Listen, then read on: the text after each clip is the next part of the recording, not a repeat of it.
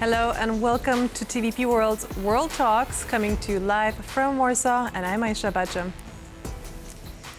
After the latest Russian strikes on Odesa overnight on Saturday, President Zelensky said the Russians are at war with the world's food security. Now, Ukraine is one of the world's biggest grain shippers, and Russian attacks on the ports of Odesa, which normally handle about 90% of the country's grain exports, have severely disrupted those shipments. Ukraine is once again cut off from the Black Sea. And to talk about the global effects of just that, we have Åslund, Adjunct Professor at Georgetown University. Hello, Professor. Thank you so much for joining us. Thank you. My pleasure.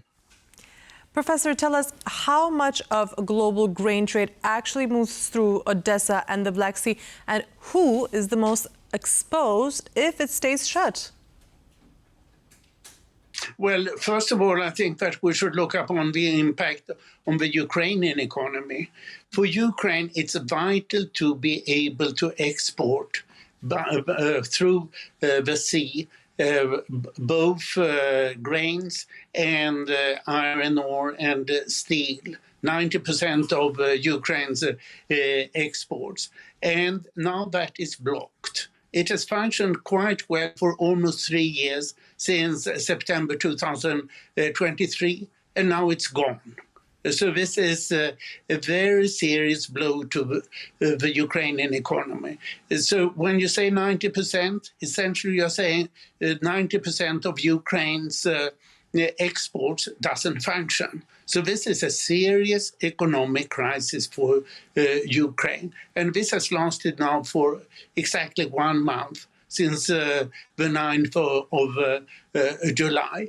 For the rest of the world, it's serious. Clearly, the Russians are trying to hike prices of food in the rest of the world. Ukraine's main customers traditionally have been in the northern part of Africa and the Middle East. Egypt and Turkey are major customers, but also generally the Persian Gulf. And what Russia wants to do is to seize this market, get higher prices, and get a sense that something needs to be done against Ukraine. This is really very serious. So I'm happy that you bring this attention to it. Indeed. And Ukraine's foreign minister actually compared this situation to Iran targeting the Strait of Hormuz, Russia targeting global food markets the same way. Do you think this is a fair comparison, actually? Yeah, I hadn't thought of it myself, but it is. Indeed. And so effectively 90% of Ukraine's grain, like we said, goes through Odesa. And some of the alternative routes via the Danube, for example, are limited because of drought. So what alternatives actually do the Ukrainians have to continue their exports and also imports, for that matter? Basically none, because it's not only the issue if it's possible to transport, it's a question, does it make sense? Grain is not very costly. It needs to be shipped by ships.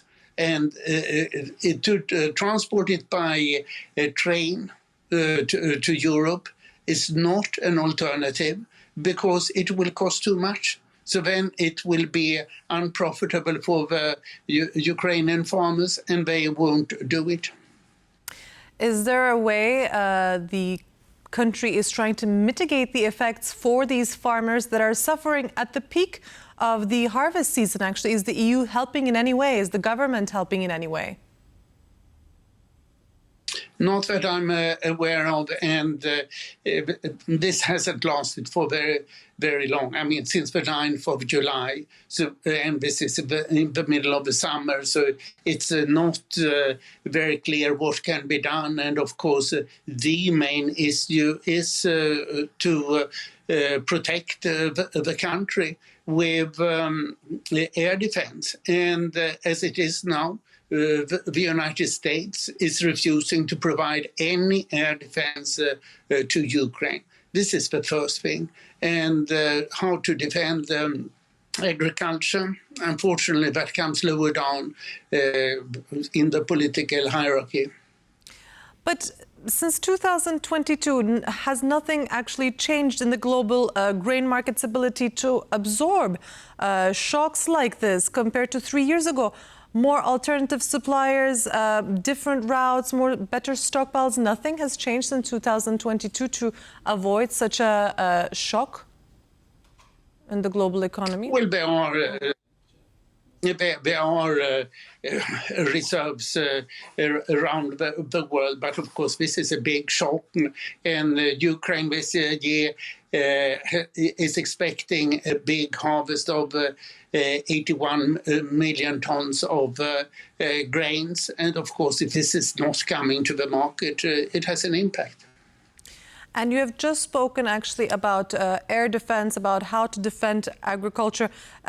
Is there an active diplomatic push right now? Last time it was from the UN and Turkey. What about the EU, Turkey or the UN to get international shipping in Odesa back? Is anything actually happening internationally to manage the situation?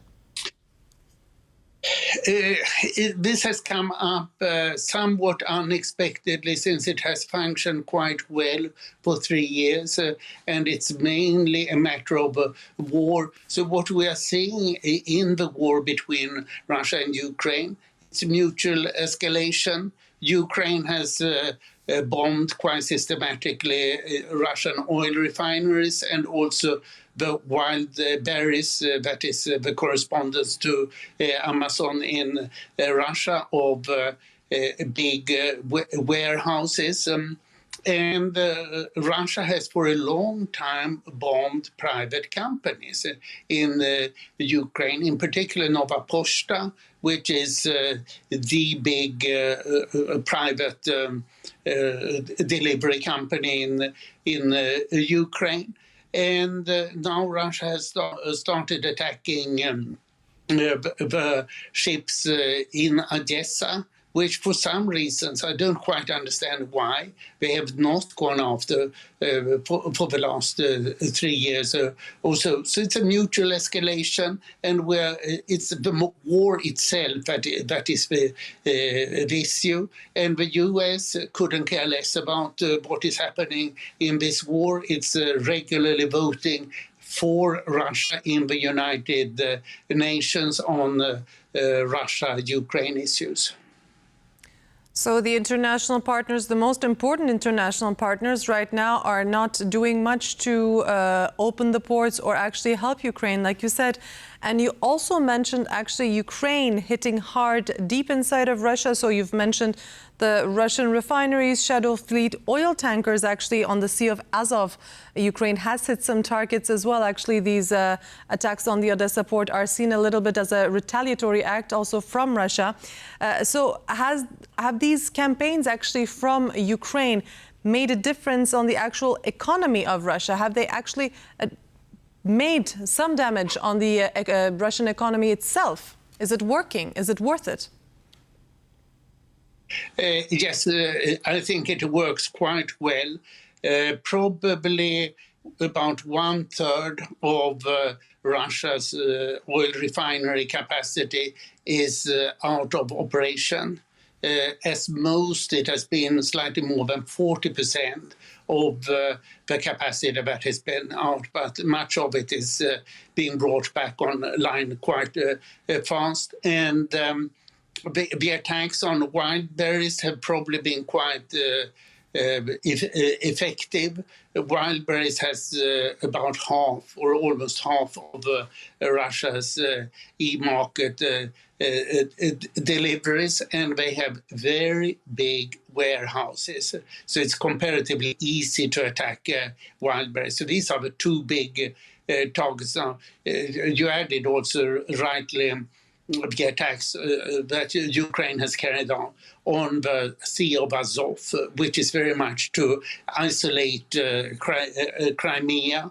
And Ukraine has now quite successfully isolated Crimea, so that there is a shortage of everything, in particular of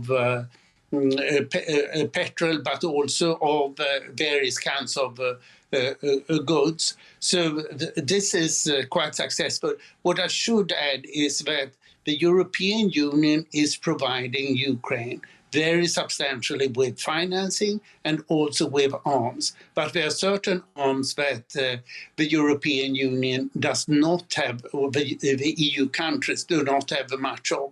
And it's particularly the Patriot missiles. That is, missiles that can take down the anti-ballistic missiles. So this is one specific code. Here you see Wildberry warehouses burning in Russia.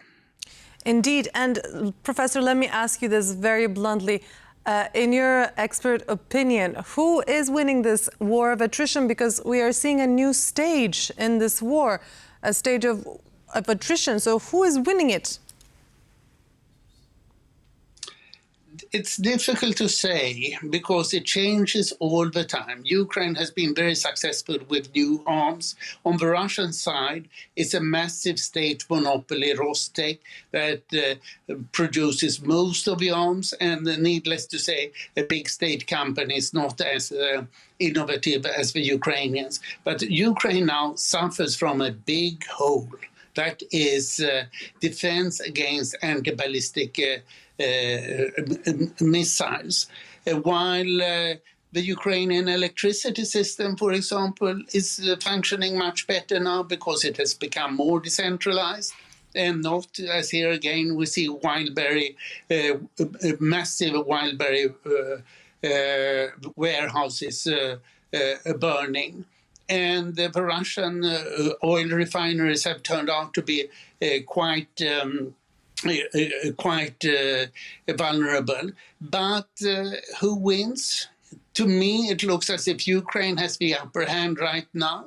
But what you started with here, the deliveries from Odesa are vital for the Ukrainian economy, and Ukraine needs to get that going in one way or the other. Right now, I don't see how that will happen. So this is a big short coming. While Russia has the oil refineries and the burning warehouses as a serious shortcomings. This is becoming ever more an escalation.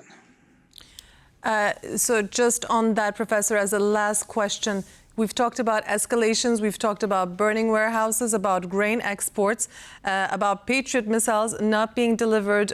What are your provisions for the next couple of months? What are we looking at here? Is there going to be a solution to all of this, some de-escalation or further escalating moves from both sides? What do you see as happening in the next few months? I don't see any de-escalation. I think that this is going to more escalation. And big question is how much can the Russian political system manage? Clearly, the Russians are getting tired of the war, and they are now feeling it, which they have not done before. The Ukrainians have felt the war all along, but they have nowhere to go. So the question is, how much can the Russians take? Indeed, indeed. And how much more resilience can the Ukrainians show? Thank you so much, Professor, for joining us on this edition of World Talks. My pleasure. Thank you. Thank you. And thank you for watching us here on TVP World. I'm Aisha Badja, and see you again for more news and analysis.